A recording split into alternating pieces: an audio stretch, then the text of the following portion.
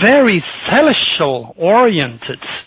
When he was trying to introduce to us to our Father in the heavens, much of his teaching were not the biblical nonsense, archaic stuff that has been written and rewritten to facilitate power to the controlling, politically oriented churches of the beginning days. So when you look at it, the fact is Jesus' ministry was completely eradicated, changes and altered to fit the political purpose of what became the Vatican and any other major established religion. Now listen to this. The first very words in the Bible is 3 wise men following a star. Those 3 wise men or kings were nothing else than astrologers. Okay? They knew that Jesus had the potential and the UCI, because they could read the stars during those days, to become a leader of an age, which was the age of Pisces. But when you control the source of information, you happen to control that person's entire destiny. And 2,000 years of fiasco made by man's folly and imagination, using the instinct of conservation, which means you're going to go to hell if you don't fear God, is the best way for people to congregate in one specific religion. So the fact of the matter is, when you look at the flag of the Muslims, what you have is the sun and the moon, which depict that the Arabs were the first ones really had a good hand on astrology. And again, when those 3 wise men, which is the beginning of the Bible, were following the stars to the birth of Christ, tells you much more than what you really are allowed to accept or perceive, because the entire ministry of Jesus was changed to fit certain people. That is a vision, that is an information that is challenging every single book that were ever written. When you look at Asia is particularly dominated by the dragon. Everything about Asia is the dragon. The fact of the matter, the true values and the power of the dragon is totally obliterated in Asia. None of the Asiatic people knows about the dragon's head and the dragon's tail. The legacy, of course, is the Chinese sign of the zodiac. This universal wisdom has been stolen from humanity and replaced by deceiving, archaic, religious material that has nothing to do with God Himself. God created the stars in the heavens to be used as signs. He gave them to us for interpretation so that we may lead a more productive and safe life. That is my message.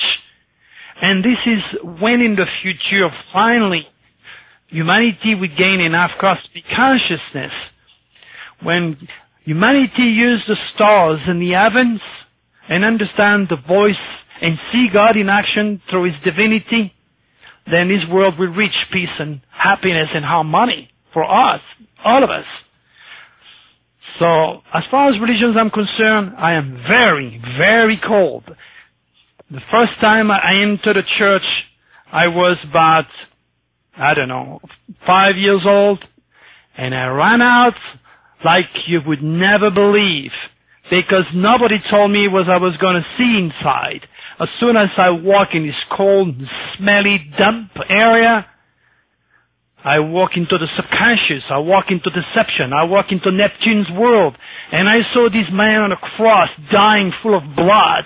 Imagine, for a 5-year-old, what type of information my subconscious registered that day. I walk out, and I said to the teacher who was forcing us to go to church to learn about the Bible, I told him, I don't want to go there. I don't like it. I don't feel good. I don't want to ever be there again. Then he says to me, you're going to go to hell. and he points between his feet. I look at him and says, I heard hell is hot. Hell is above, and I point the sun. He said, why would you say that? I said, because it's hot. Already at 5 years old, I had more common sense than that teacher was trying to lead me to swallow the Bible. But America was built upon puritanical principle. America is all based upon in God we trust. And the sad reality is America does not know the God they so want to trust, because they cannot see Him and they cannot hear Him in action the way my student and I do. And that is part of my mission, to raise that cosmic consciousness and allow everybody to finally see a God in full action through celestial identity, and God is not going to send you to hell because you're already in hell. You're in a world of ignorance, stupidity, and fears, and that is hell, because knowledge is power and ignorance is evil, and that's where the evil and Satan reside, in ignorance. Sorry, I'm passionate again. No, thank you. Your candor comes through in your newsletters as well as your interviews. Thank you. My pleasure. Thank you.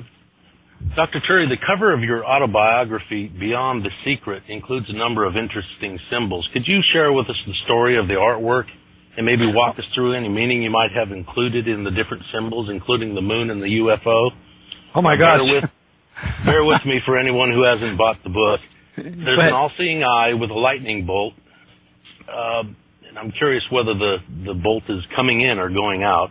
Well, first of all, you're going to bring me back to when I was, the first time I drew that, I must have been about 11 or 10 years old.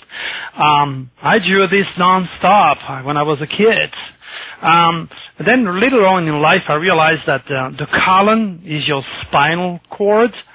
It's your spine. The serpent is your spinal cord. Excuse me. And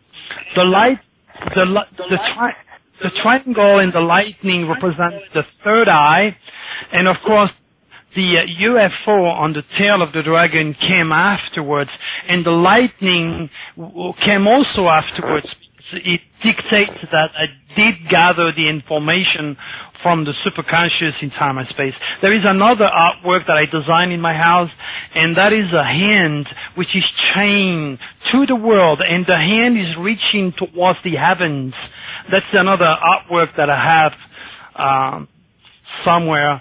But that is to the best of my memory. I did that. I was pretty young, and I decided to use that in my book, Beyond the Secret. I saw that, and of course, there's a key on the side of the book inscribed with the word happiness. Can you share with us the key to happiness? Well, the key is what it means to be human is to be found within the secrets of the cosmic codes. I'm telling you, once you understand your celestial identity, you get a good grasp of your idiosyncrasies, of your weaknesses, or your gifts, because no one is perfect. We all have good and bad. The human body is nothing else. It's split in two. You're balancing under two forces. You have 2 eyes, 2 arms, 2 legs, 2 feet. You're balancing between the yin and yang. You're balancing between the positive and the positive, and the negative, or ignorance and wisdom. So when you look at it, building your cosmic consciousness will give you the keys, what it means to be human. The keys that science is categorically refusing to investigate. The very word science means also honoring the word investigation. As much as the cops, a good detective, a good cop should investigate, and have been for years giving exact date when cops get killed, and blaming NASA executive, the police executive, calling them criminals for killing their cops. But regardless how much I express myself intelligently, aggressively, I still don't get no response. And I have a secret mailing list that is regularly sending email to the FBI, to the CIA, to people that are very highly placed in our society, in the government area, people also like George Norrie, people that you watch on TV regularly. That secret mailing list is made of a very, very powerful people that have the option to help Dr. Turi. They have the position, they have the money, they have the position, and they still are reluctant because they all fear the word ridicule.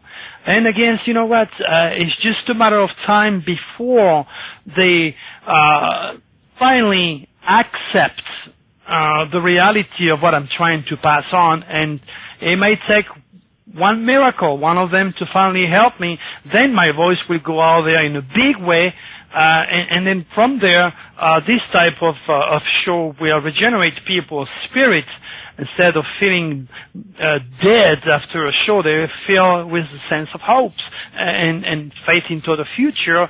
And when they are guided properly to use the superconscious at their advantage and control their thought and stop feeling evil, then they're going to see the result in their life as quick as tomorrow. As simple as that. Try for the next 2 hours not to feel evil. I guarantee you that it'll be impossible for you not to let the negative thought enter your mind. It's a matter of training.